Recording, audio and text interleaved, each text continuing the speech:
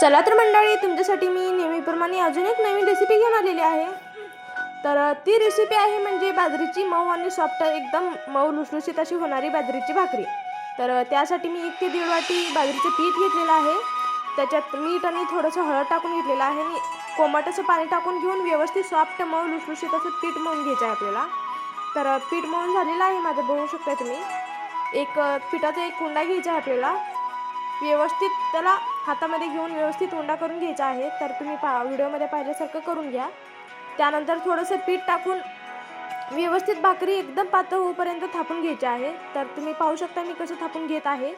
तर असं सेम थापून घ्यायचं आहे आपली भाकरी. एकदम तुटणार देखील नाही आणि काही नाही होणार भाकरीला. तर आपली भाकरी होतच आलेली आहे थापायची. एकदम पातळ आणि गोल भाकरी थापलेली आहे मी.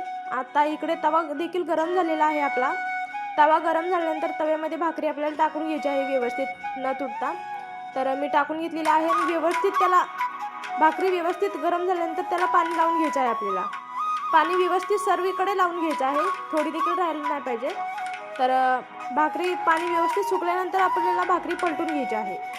तर तुम्ही पाहू शकता भाकरी आपल्याला किती छान शेकलेली आहे ती एका साईडने. तर दुसरी साईडने देखील शेकत आलेली आहे. ती व्यवस्थित भाकरी टम्म फुगूपर्यंत आलटून पलटून शेकून घ्यायची आहे आपल्याला भाकरी. तर तुम्ही पाहू शकता भाकरी देखील आपल्याला किती छान फुगलेली आहे. भाकरी देखील आता बनवायची झालेली आहे.